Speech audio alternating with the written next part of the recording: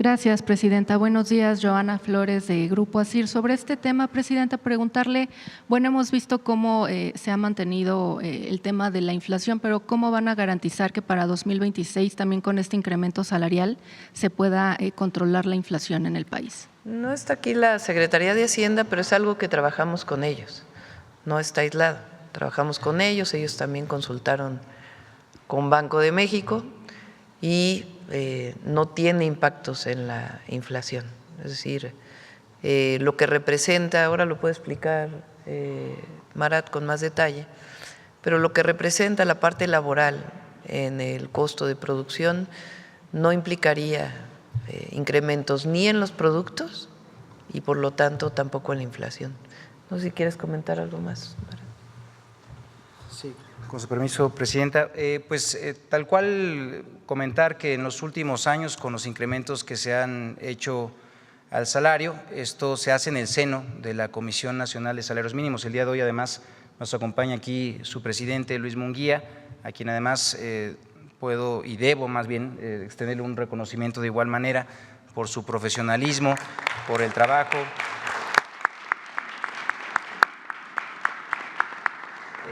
que ha desempeñado al frente de esta comisión, y ahí decirles que es un espacio de deliberación, de discusión, de un nivel técnico muy alto, en donde hay también contribuciones muy importantes por parte de los trabajadores y por otra parte también de los empleadores. Y en las discusiones, dentro de lo que también se analiza, pues es evidentemente las proyecciones que vienen y derivan de los cálculos tanto del Banco de México como incluso hasta de la propia comisión, y en eso pues se hacen los planteamientos y en seguimiento a esos planteamientos es que se hacen las propuestas. Nunca se hace una propuesta que esté por encima o fuera de los cálculos que se tengan establecidos, y pues para muestra basta un botón. A la fecha ha habido un incremento, como ya mencionamos, de cerca del 145%, y eso no ha significado un incremento en inflación. Esto deriva además que estos acuerdos de los incrementos salariales son resultado nuevamente de un consenso que se hace en el seno de esta comisión, y por eso es que tenemos con ello también la certidumbre de que no habrá un impacto en ello, además de la suma a la estrategia del PASIC, que es justamente lo que nos permite con ello dar seguimiento a que los precios pues den, digamos, un comportamiento regular sin ningún tipo de sobresalto.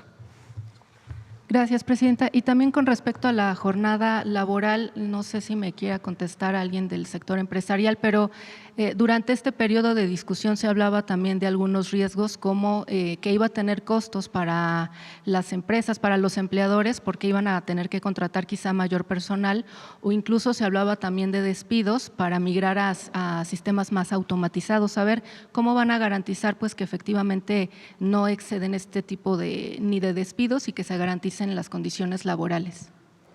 El trabajo que se hizo al interior de la comisión, en particular de salarios mínimos, y además el trabajo para la jornada de 40 horas, llegó a este resultado de hacerlo de manera gradual. El 2026 las empresas harán pues las adecuaciones necesarias para garantizar que en el 2027 sea la jornada de 46 horas y así sucesivamente, reduciendo 2 horas hasta llegar al 2030, que ya sería de 40 horas. Se ha demostrado en el mundo entero. Recientemente leía una nota de uno de los países nórdicos que incluso redujeron a 36 horas porque ha representado mayor productividad para las empresas. Incluso en el caso de servicios, hotelería y otras áreas, por eso se tomó la decisión de que fuera de manera gradual. Entonces no implica ni mayores costos para el sector empresarial, sino en algunos de ellos incluso mayor productividad. Y es un acuerdo de consenso. Esto hay que tomarlo en cuenta, porque cuando se habla de polarización del país o de otros temas, fíjense, todos los acuerdos en el mundo del trabajo se han tomado por consenso en la Cuarta Transformación, todos. Y ha habido cambios muy profundos. El aumento del salario mínimo. Ahora pon otra vez la gráfica. Durante años se dijo que no podía subir el salario mínimo, que eso iba a provocar inflación, que ya no iba a haber inversión en el país extranjera, y estamos en récord de inversión extranjera directa, no ha habido inflación y el salario mínimo está aumentando del 2018 a la fecha en 154%. Recuerden que el salario mínimo en el 2018 estaba en 123 pesos, 124, y ahora llega a 315 para el próximo año. Si ve la siguiente gráfica, el nivel más alto del salario mínimo en nuestro país fue en el 76, en 1976. Correspondería, esto está en pesos constantes evidentemente, ¿no? Porque han pasado muchos años, hasta 3 ceros le han quitado al peso.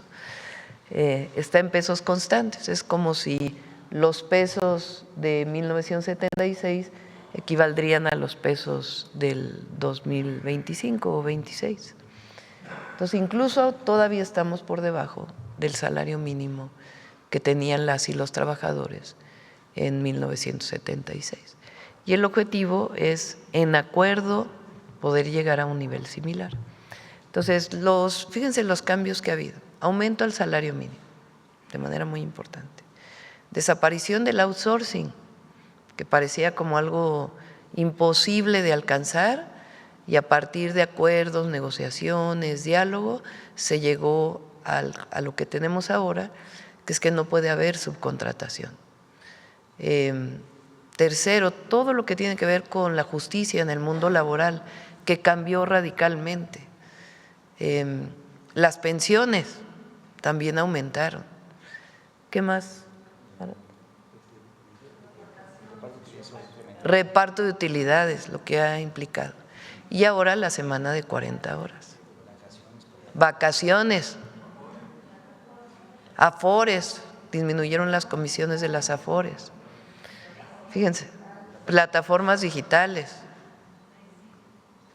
Leicilla. Bueno, son 10. Y todo por consenso. Y lo que queremos es que siga habiendo consenso, que sigamos trabajando conjuntamente, porque lo que queremos es que siga habiendo inversión en nuestro país, que haya ganancias razonables para las y los empresarios y que los trabajadores, las y los trabajadores cada vez estén mejor. De un salario de 3,000 pesos a un salario de 9,500 pesos, y con una canasta básica o una parte de la canasta básica que no solo no aumenta, sino disminuye el precio gracias al acuerdo del PASIC, pues es un muy buen acuerdo. Si a esto le sumamos el acuerdo voluntario, porque también es voluntario, con las y los gasolineros para tener un precio máximo de la gasolina, pues eso ayuda mucho a no aumentar inflación y que siga habiendo mejora en la calidad de vida de las y los trabajadores. ¿Qué ha logrado eso? 13.5 millones de mexicanos menos en la pobreza. Y la prosperidad compartida solo se puede dar si es prosperidad para los que menos tienen. Si la prosperidad se concentra en ciertos sectores de la población, pues no es compartida. Dicho de otra manera, por el bien de todos, primero los pobres. Gracias, presidenta. Y en otro tema, preguntarle si ya recibió usted esta lista de los 10 aspirantes para la Fiscalía General de la República. La terna, son 3 mujeres. ¿Quién ya es? Lo van a dar a conocer en un rato. Ya la envió entonces al ratito. De una vez. Hoy tenemos este tema, miren, ¿para qué combinamos? Esta es la mejor noticia que podemos recibir para Navidad, Año Nuevo. Este es en este momento lo más importante. Solo preguntarle por qué consideró únicamente a 3 mujeres y no a algún Pues porque hombre. es tiempo de mujeres. Y preguntarle también, bueno, si ya nos puede decir si viajará a Washington el viernes para el sorteo. Yo creo que sí voy a ir. Yo creo que sí voy a ir. Ya viajaría el jueves, el mismo viernes. Mañana les platicamos cómo va a estar. Tendría que ser es un evento muy corto. Ayer hablé con el presidente de la FIFA y también Secretaría de Relaciones Exteriores tuvo conocimiento a través de el Departamento de Estado de los Estados Unidos, que por supuesto que estoy invitada y que estaría contento el presidente Trump de recibirnos allá. Entonces, ayer hablé con el presidente de la FIFA, es un evento muy corto, en realidad va el primer ministro de Canadá, el presidente Trump por supuesto y su servidora, y nada más estaría la apertura de la pelotita que se acostumbra, para ver qué grupo nos tocaría encabezar. Ya después nos retiramos y ya viene todos los grupos, cómo se van definiendo. Entonces es un evento muy corto, pero es un buen momento para estar los dos presidentes y el primer ministro de Canadá juntos, dando esta imagen pues de que América del Norte y nuestro compromiso comercial pues sigue adelante. Independientemente de que se reuniría con Donald Trump, buscaría Todavía no alguna… está definido. Si fuera el caso sería una reunión muy breve, pero pues todo parece indicar que sí vamos. Gracias, presidenta. Y finalmente, de mi parte, en Grupo ASIR dimos seguimiento a un caso que nos reportaron de trabajadores de Los Pinos, del complejo cultural. Mencionan y hay preocupación porque explican que la directora Elisa Lemus pues ha dado la instrucción de que no se alimente a los gatitos, que ya son como pues de la casa, y se ha dejado de atender, incluso ya no se permite algunas asociaciones no, hay que darle animales. de comer a los gatitos. ¿Cómo que? Eso bueno, están pidiendo eso, que no les den de comer a los gatos y… Lo revisamos. Y bueno, también hay amenazas por parte de la policía auxiliar a los trabajadores que estén haciendo esto. ¿Podrían ustedes atender este tema? Sí, lo atendemos hoy mismo. Muchas gracias. A ver, ¿quién más? A ver, sobre el tema, ¿les parece? Vamos sobre el tema. A ver, la compañera acá. Buenos días, Shaila Rosagel, corresponsal de Grupo Gili, El Imparcial de Sonora, La Crónica de Mexicali y Frontera de Tijuana. Presidenta, bueno, me gustaría saber si además del bienestar de los trabajadores, si han considerado algún impacto en la economía, además de lo que ya se habló aquí, productividad, o si han analizado algún otro indicador que nos pudieran comentar en la implementación de las 40 horas. Sí, Marat. Sí, con su permiso, presidenta, pues comentar que se tiene además planteado en seguimiento a la implementación de esta reforma un ejercicio de seguimiento tal cual como menciono, con una serie de representaciones tanto del mundo empresarial como de los trabajadores para ir dando seguimiento a esto. Pero decirles que en realidad llegamos a este consenso, a este acuerdo, justamente viendo cuáles son todos los posibles efectos que se pudieran tener, y sí comentarles nuevamente que pues el acuerdo justamente planteó en que se hiciera una vía factible, viable y también de común acuerdo, para que con ello también todos los posibles efectos pues tuvieran pues un seguimiento tal cual. Pero en principio decirles que la gradualidad nos ayuda mucho en ese aspecto. También algunas de las características que tiene la propia reforma permite que con ello vaya dándose un modelamiento progresivo y que también con cierta flexibilidad permita también el que haya un pues mayor, digamos una mayor adaptación de este nuevo modelo de tiempo en el trabajo. Entonces, no se tiene identificado, digo, independientemente de que con el tiempo, pues claro, van a abrirse más espacios de trabajo y que esto pues va a implicar también el que haya mayor oferta de empleo, pues también lo que podemos decir es que como México no es el único país que ha avanzado en la implementación de una jornada de 40 horas y además muchos países ya lo han hecho también de manera gradual, podemos decir que también han podido ya ser constatados los beneficios de esa implementación gradual sin mayor impacto. Entonces, estamos muy ciertos que con la medida que se ha implementado, con los acuerdos que se han logrado, vamos a tener con ello un modelo muy sólido que va a dar beneficios con toda claridad y nitidez para las y los trabajadores y también para la economía.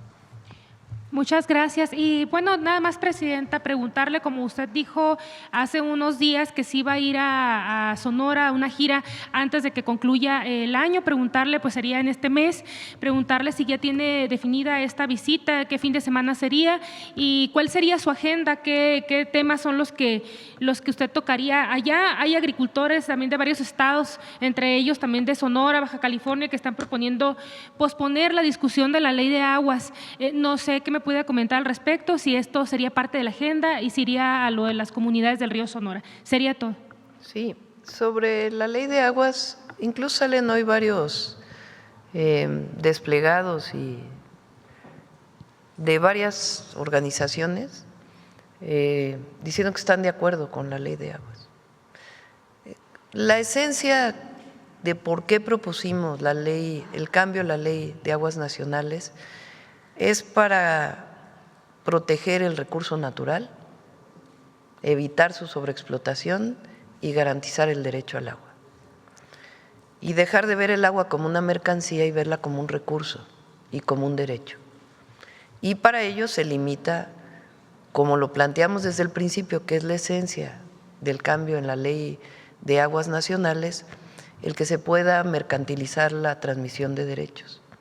Siempre debe participar la Comisión Nacional del Agua de una manera expedita y totalmente transparente. Entonces, eso se mantiene. Hubo algunos cambios en los que estamos de acuerdo, que se dieron durante todo este periodo de diálogo, particularmente en la Cámara de Diputados, que tiene que ver con el agua para riego principalmente, en donde muchos ejidatarios planteaban que si cedían los derechos a un familiar, por ejemplo, ¿qué iba a pasar con el pozo que tenían ahí? Entonces se hace de manera expedita la transmisión de esos derechos. O en el caso de quienes son agricultores y ganaderos, que no quedaba claro que si el agua se utilizaba para la agricultura y después para la ganadería, si se tenía que cambiar de permiso, y ahí se planteó que no, que son derechos para la producción agropecuaria. En fin, temas de este tipo que se fueron clarificando en todas las mesas de diálogo y que pues esta preocupación que tenían mucho por noticias que se dieron que no eran ciertas, pero que garantizan que quede más claro en la ley. Se trabajó desde las organizaciones campesinas y con productores, pequeños productores, hasta con el Consejo Nacional Agropecuario, se trabajó con Camín, con otras cámaras industriales y se trabajó también con municipios y otras áreas. Entonces, más bien quien no está de acuerdo, pues es quien tiene muchísimas concesiones de agua, que no usan muchas de ellas, o concesiones ilegales de agua que hoy se tienen que poner en orden. Pero es algo indispensable en el país. Yo les he platicado aquí que cuando llegamos al gobierno había 3 bases de datos de agua, de concesiones de agua, 3 distintas, algunas contradictorias entre sí, alguien que tenía una concesión en una base de datos y otra que tenía una concesión en otra y otra que tenía una concesión en otra con distintos volúmenes de agua concesionados. Permisos que ya estaban vencidos y que no se habían renovado. En fin, mucho desorden. Nosotros les planteé incluso que cuando en el periodo de transición con el presidente López Obrador y que platicamos de este tema, le dije, oiga, yo voy a llegar a poner orden en las concesiones porque no puede ser que haya municipios que no tengan agua y distritos de riego que tengan agua de más, y entonces que los distritos de riego le vendan agua al municipio cuando ellos no pagan el agua. Pues eso no puede ser. Entonces me dijo, sí, a nosotros no nos dio tiempo y hay que seguir avanzando. Lo digo como una anécdota, pues, y estamos poniendo orden, se tiene que poner orden para evitar la corrupción y también pues para garantizar que todos tengamos agua o que en aquellos lugares donde hay escasez de agua se privilegie el consumo humano del agua. Entonces, eso es lo que estamos haciendo y evitar pues esta transmisión de derechos que ha generado mucha corrupción y acaparamiento de agua y que no está en regla. Hoy ya tenemos una sola base de datos, eso nos da mucha transparencia Y todo lo que va a tener que ver con los permisos de agua, pues va a ser un modelo completamente transparente. Y la mayoría están de acuerdo en eso. ¿Quién no está de acuerdo? Pues quien todavía tiene algunos privilegios. Ya lo platicamos, después todavía no tenemos la certeza de cuándo vamos a ir. Sí. Nos quedan 2 fines de semana realmente de visita. Sí. A ver, vamos. A ver el compañero allá atrás. Ahora vamos a acabar más temprano para poder firmar y tomar la foto. Dijo, ¿Presidenta? Ya fueron muchas notas hoy, ya. ¿Presidenta? Demasiadas. Ajá. No me paro por la cámara, Presidenta, pero sobre este acuerdo de las 40 horas, preguntarle sobre lo que significó o cómo se dieron estas mesas de diálogo, porque de pronto no nos enteramos en las noticias o en la propia difusión cómo se dio este acuerdo para que fuera hasta el 2027, el arranque, entiendo, con la tabla, pues la reducción de 2 horas en la jornada laboral. ¿Cómo se concreta ese acuerdo, Presidenta? Primero, el 1 de mayo que planteamos la propuesta, era una propuesta similar, solo que empezaba en el 2026, ¿no? Pero era gradual. O sea, la propuesta inicial que nosotros hicimos el 1 de mayo del 2025 era gradual hasta llegar a las 40 horas en el 2030. Lo que estuvo a discusión es cómo era esa gradualidad. Y repito, para llegar a un consenso, a un acuerdo, pues se planteó 27, 28, 29 y 30, 2027 hasta el 2030. Pero Marat nos puede platicar más cómo se dieron las mesas de trabajo. Sí, como ya mencionábamos, esto derivó de un amplio ejercicio de diálogo. Se hicieron mesas regionales para con ello aglutinar estados que tienen más o menos la misma vocación económica. Se tuvo también en algunos casos mesas estatales, mesas sectoriales, mesas con los trabajadores, mesas con los empresarios, mesas con las cámaras empresariales, mesas con los organismos de las y los trabajadores, también encuentros con la academia, en fin, se hizo una revisión, un planteamiento integral. También, como les reitero, en esto pues ya mucha experiencia ha corrido en diversos países en el mundo, y por la otra el cumplimiento de un convenio que es el 116 de la OIT, en donde también deja de manifiesto cuáles son algunas de las recomendaciones que se dan para la implementación progresiva.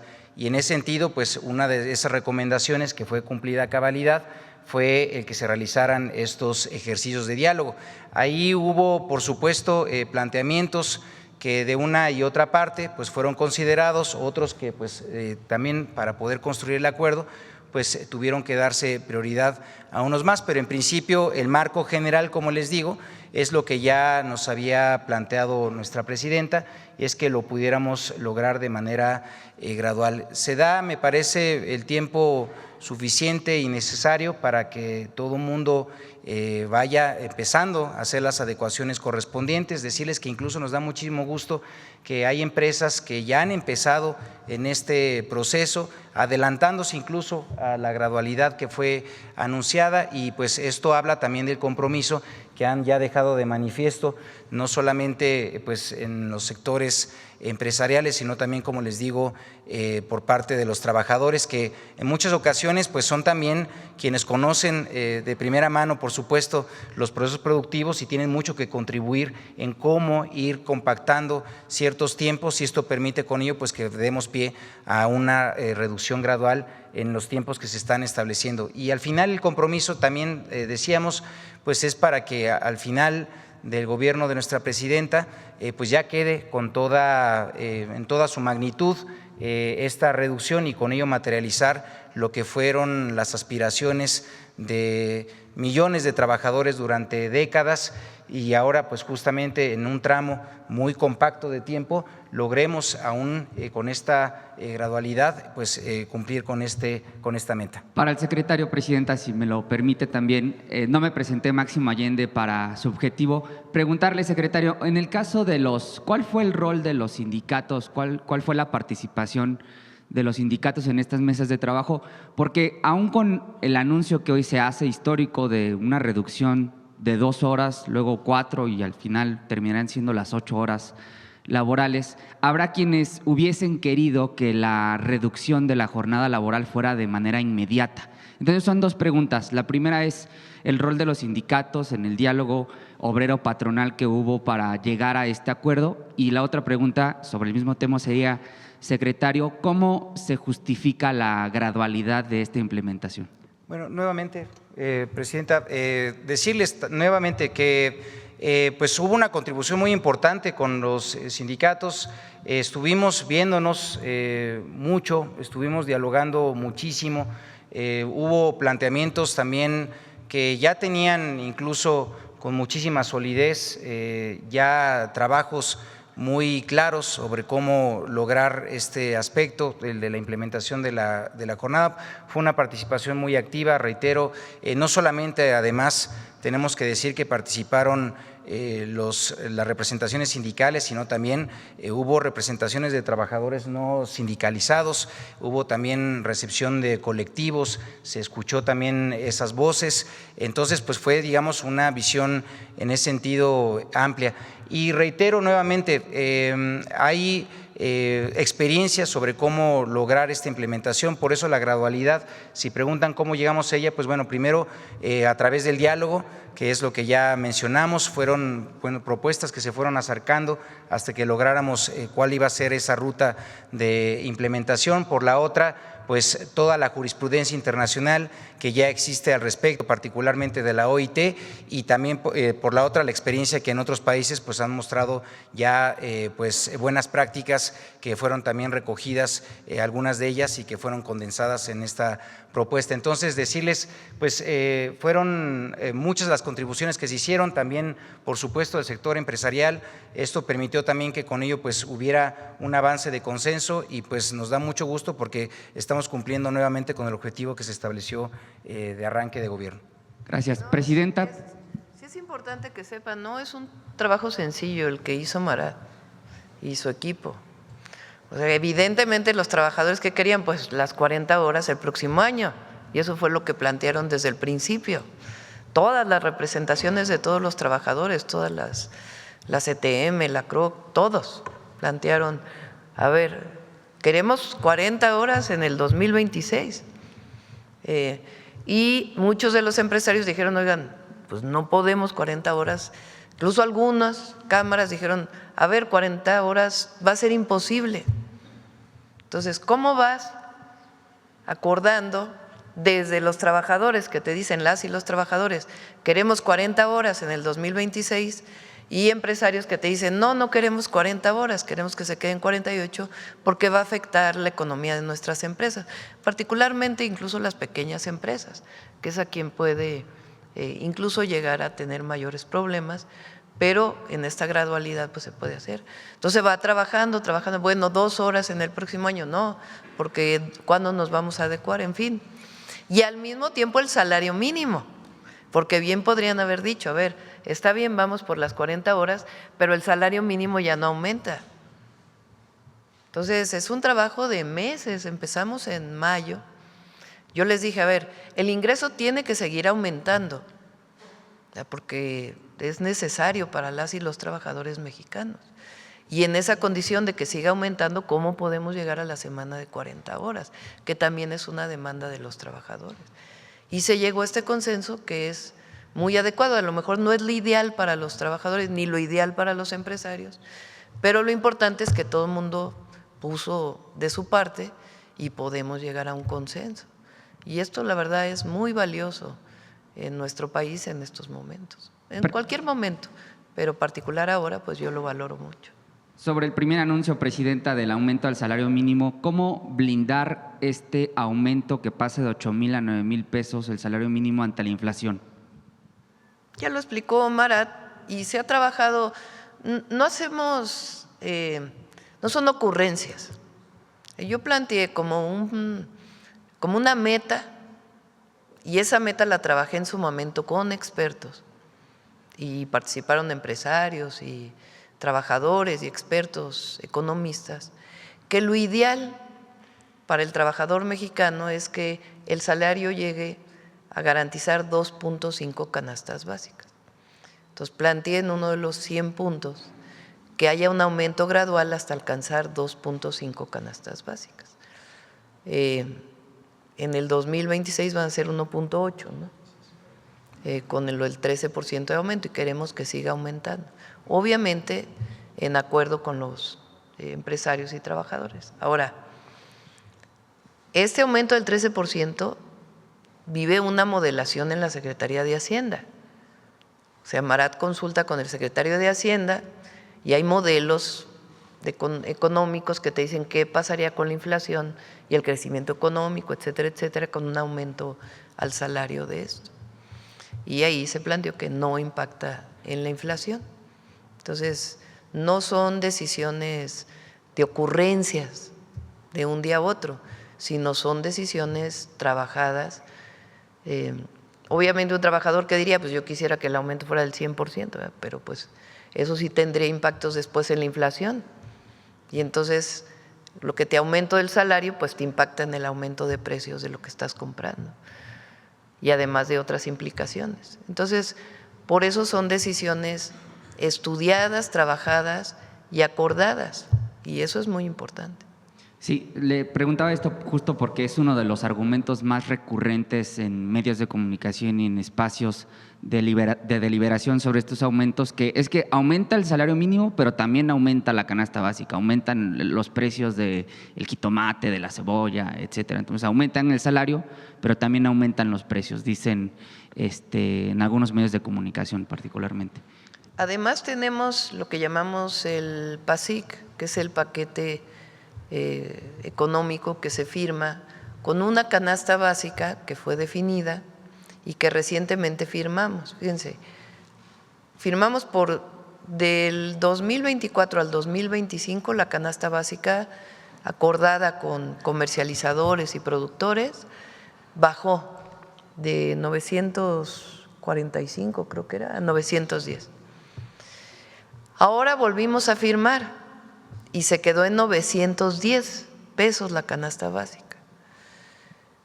Si consideramos que hay 3% de inflación, o 2.5, 3% de inflación, pues quiere decir que ahora cuesta menos la canasta básica de lo que costaba hace 6 meses.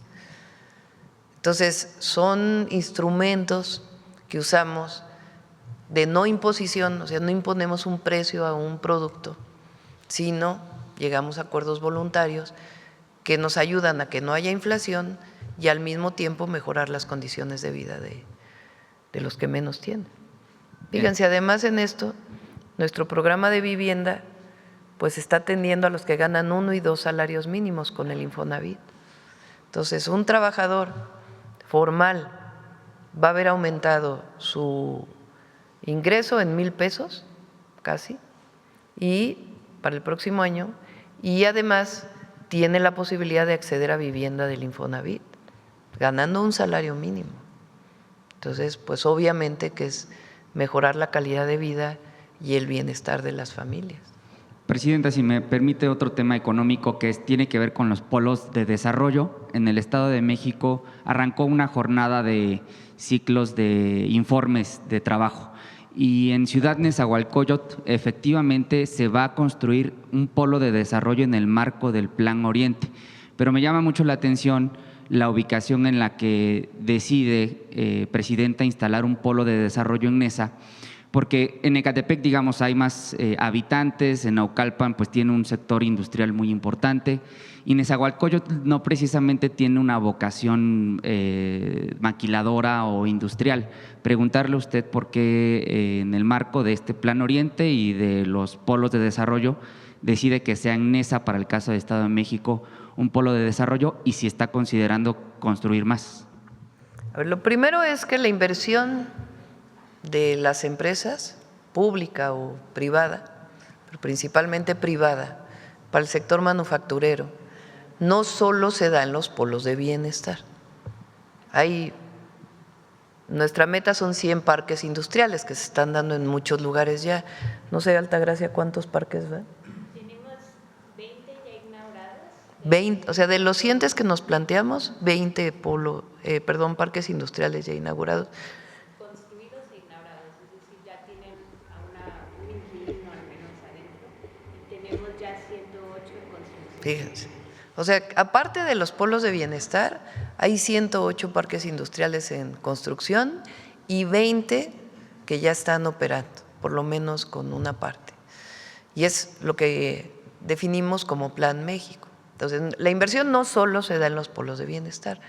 ¿Qué es lo que buscamos en los polos de desarrollo económico para el bienestar? Que sean terrenos muy, digamos, importantes. La mayoría tienen más de 30 hectáreas, hay algunos que tienen 3,000 hectáreas, en donde se puedan poner clústeres de ciertas empresas, clústeres, empresas de cierto tipo, como por ejemplo farmacéutica, que se pueda poner en un determinado lugar.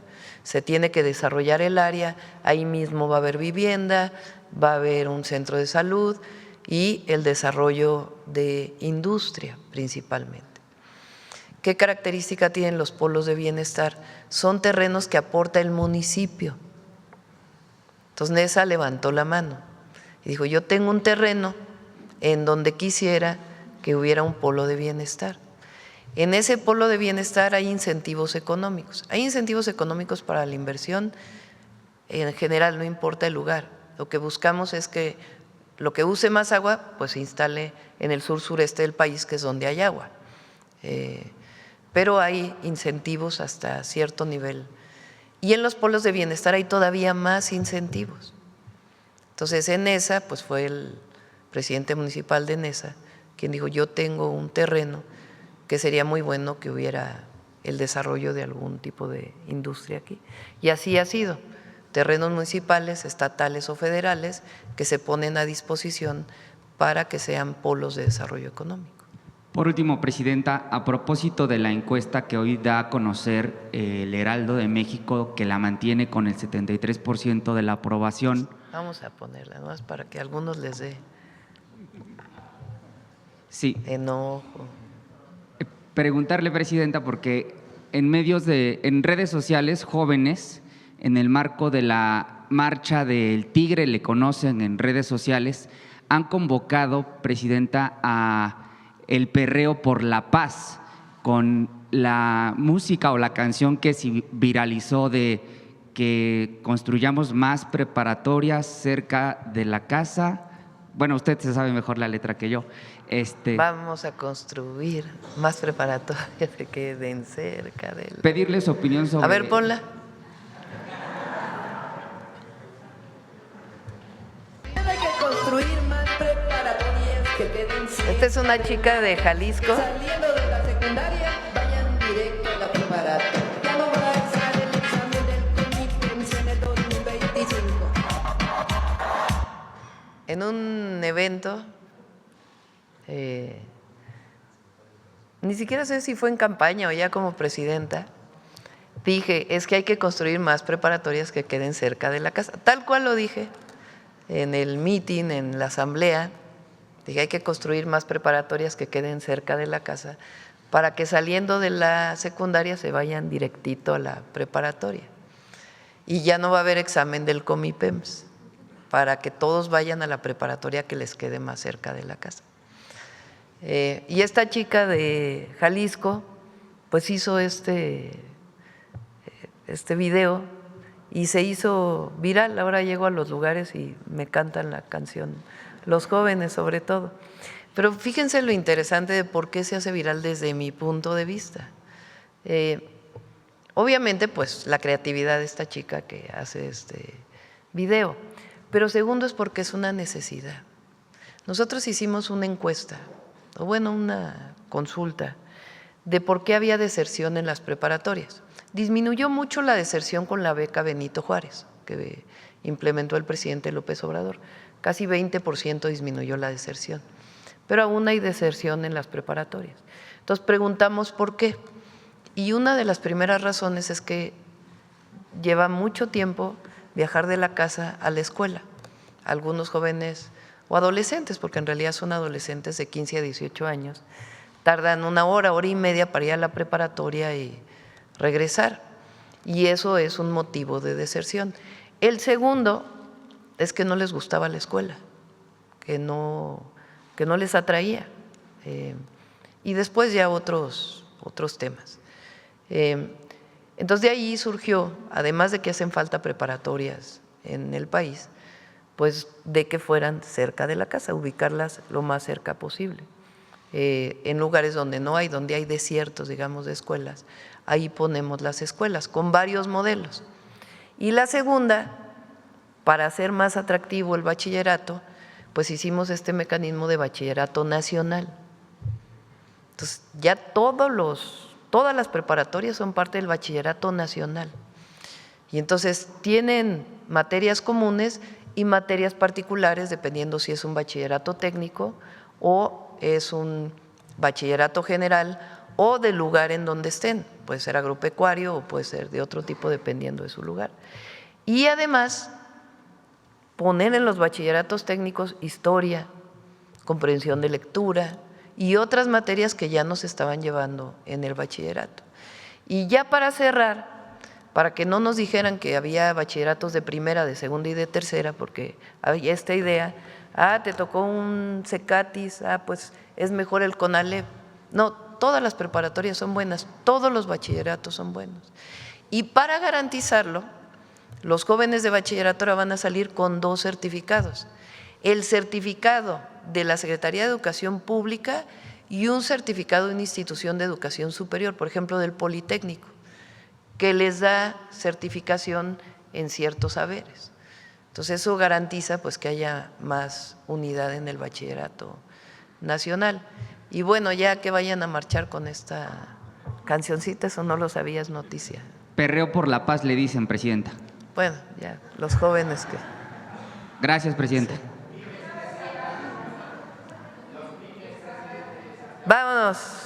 Vamos a la firma y a la foto. Ahora cerramos temprano.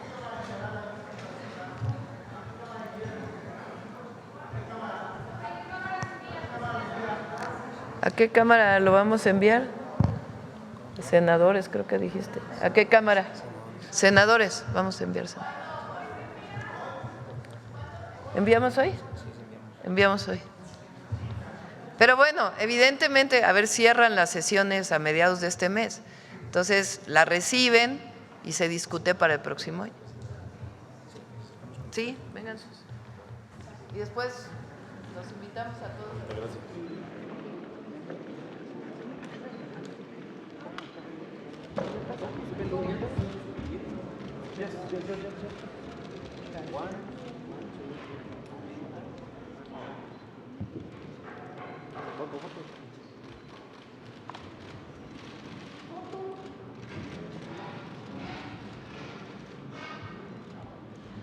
¿Nos pueden acomodar para que salgamos todos? Ah, bueno.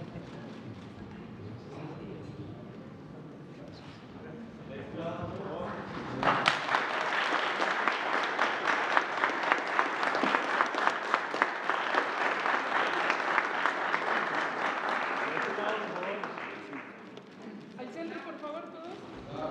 Gracias.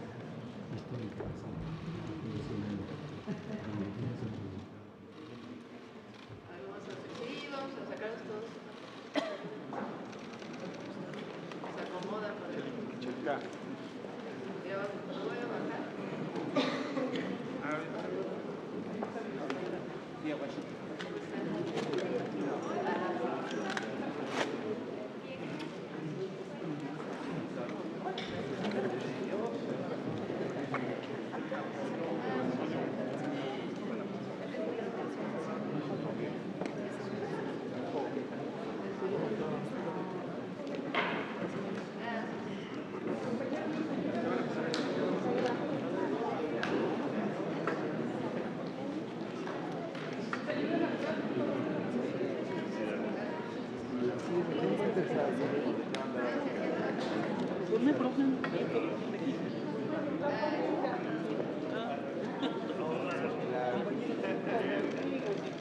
¿Podemos tomar la foto, por favor? Platican.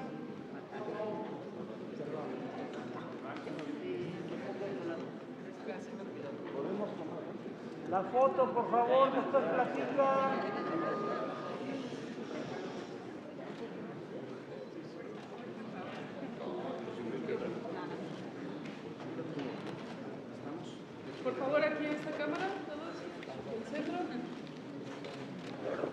acá, por favor.